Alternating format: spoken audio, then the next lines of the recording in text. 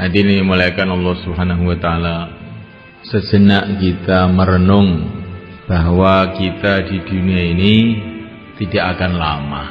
Semua manusia yang ada di dunia ini tidak akan bisa bertahan lama di dunia ini. Orang sakit tidak bisa bertahan lama, orang sehat pun juga tidak akan bisa hidup lama. Orang miskin tidak akan bisa berlama-lama di dunia ini. Begitu juga orang-orang kaya juga tidak bisa berlama-lama di dunia ini. Kalaupun orang itu dijadikan oleh Allah orang yang paling kaya di dunia ini, orang yang paling berkuasa di dunia ini kelihatannya, orang yang paling sehat, orang yang paling bahagia, orang yang paling sakti, sudah paling semua, itu pun juga dia tidak akan bisa berlama-lama di dunia ini. Semua akan ditinggalkannya, kerikil satu pun tidak akan dibawa. Maka kalau orang itu mau merenung, mau berpikir, betul-betul bodoh orang-orang yang membanggakan dunia ini. Orang yang bangga dengan dunia ini bodoh. Nah, sebentar saja kemudian ditinggalkan semuanya. Setelah diangkat jadi raja, maka diangkat ke kuburannya. Inilah manusia di dunia ini. Maka Allah Subhanahu wa taala pencipta alam semesta ini memberikan peringatan kepada manusia. Wala taghurrannakumul hayatud dunya wala yaghurrannakum billahil gharur. Jangan sekali-kali menipu kamu kehidupan dunia ini.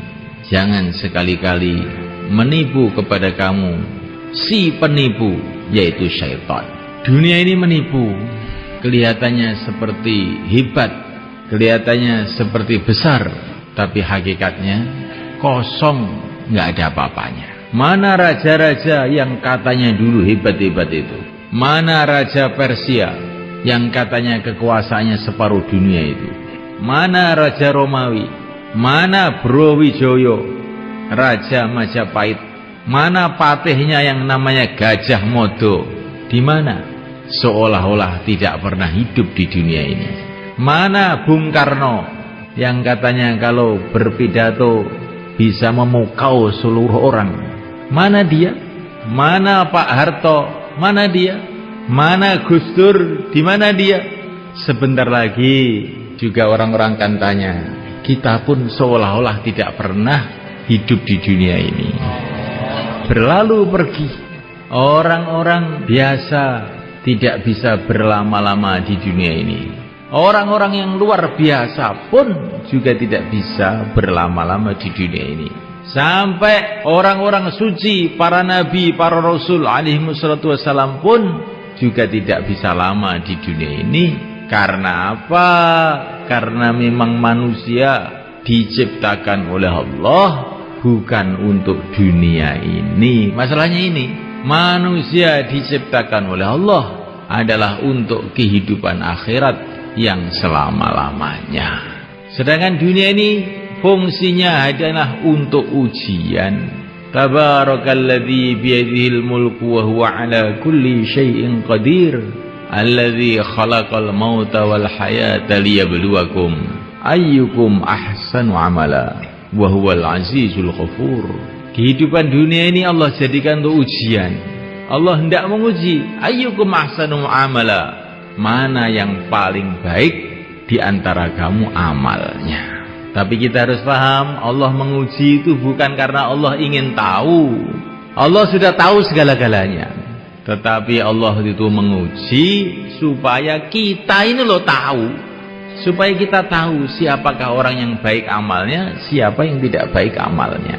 Supaya kita tahu siapa yang layak menjadi kekasih-kekasih Allah, masuk dalam surga Allah, dan siapa yang tidak. Dunia ini diberikan untuk menguji kita. Maka Nabiullah Sulaiman alaihissalam diberi oleh Allah kerajaan yang luar biasa, kekuasaan yang luar biasa. Rakyatnya itu dari kalangan manusia, kalangan jin, bahkan binatang-binatang pun menjadi rakyatnya. Bagaimana kehebatan kerajaan Nabi Sulaiman. Tapi Nabi Sulaiman paham bahwa ini bukanlah satu kesuksesan, ini ujian. Hada min fadli Rabbi liyabluwani aashkuru am akfur. Ini adalah anugerah Tuhanku karena hendak menguji. Tuhanku hendak menguji apakah saya syukur, apakah saya kufur. Orang yang miskin itu juga diuji oleh Allah. Orang yang kaya itu juga diuji oleh Allah. Orang yang sakit itu diuji oleh Allah. Orang yang sehat itu pun diuji oleh Allah. Semua dalam ujian. Siapakah yang lulus? Orang yang dalam keadaan sakit, keadaan sehat, keadaan kaya, keadaan miskin, tetap istiqomah hatinya bergantung kepada Allah, istiqomah menjalankan perintah Allah, istiqomah menjauhi larangan Allah. Inilah orang yang sukses. Kalau orang kaya hatinya istiqomah bergantung kepada Allah, amalannya istiqomah dalam syariat Allah, perintah-perintah Allah dikerjakan, larangan Allah ditinggalkan, maka dia lulus. Kalau orang miskin, mengkis-mengkis, sakit-sakitan, tapi hatinya senantiasa tawajuh pada Allah, amalannya mengikuti sunnah Rasulullah, seluruh larangan-larangan Allah ditinggalkan, ini orang sukses. Kemudian tidak lama dihantar menuju tempat balasan, tempat kemuliaan, yaitu surga Allah Subhanahu wa ta'ala. Semoga termasuk kita. Orang yang merasa sukses dengan dunia ini, sedangkan dia imannya lemah atau rusak, amalannya rusak, maka itu seperti anak kecil masuk ujian SD.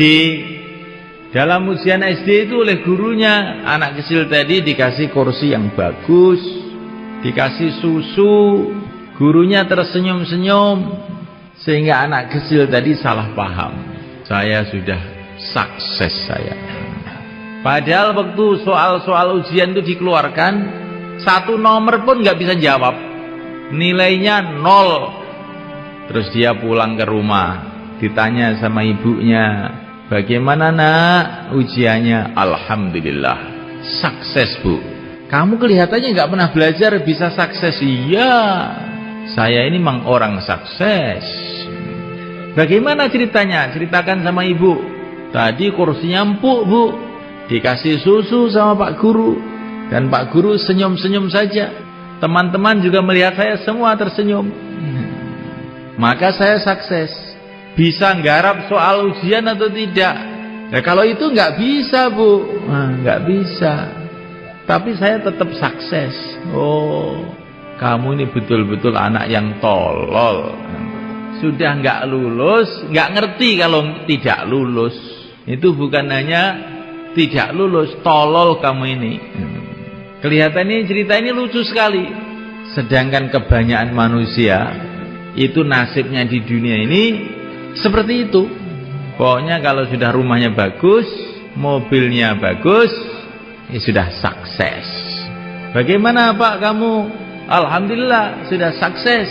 Rumah sudah ada, anak sudah jadi sarjana semuanya, badan sehat, apalagi sudah sukses saya. Sholat apa tidak Pak? Lah kalau itu belum katanya. Nanti aja kalau sudah mau mati sholat. Inilah nasib kebanyakan manusia. Padahal manusia itu dikirim oleh Allah ke dunia ini untuk ujian. Nggak dipikirkan ujiannya lulus atau tidak, yang dipikirkan kursinya empuk atau tidak, makannya enak atau tidak. Padahal dikirim ke dunia untuk ujian, nggak mikir ujiannya. Bagaimana supaya kita lulus ujian itu bagaimana? Ujiannya di dunia ini cuma 2 aja sebetulnya. Dan jawabannya pun sudah dikasih tahu oleh Allah SWT melalui Rasulullah SAW. Tapi anehnya itu malah banyak yang nggak lulus. Apakah ujiannya itu? Pertama kali adalah ujian iman. Jawabannya La ilaha illallah. Yang kedua kali ujian amal. Jawabannya Muhammadur Rasulullah. Ini kalau sudah, ini kok mantep betulnya sudah lulus, masuk surga. Lah mudah aja loh Pak.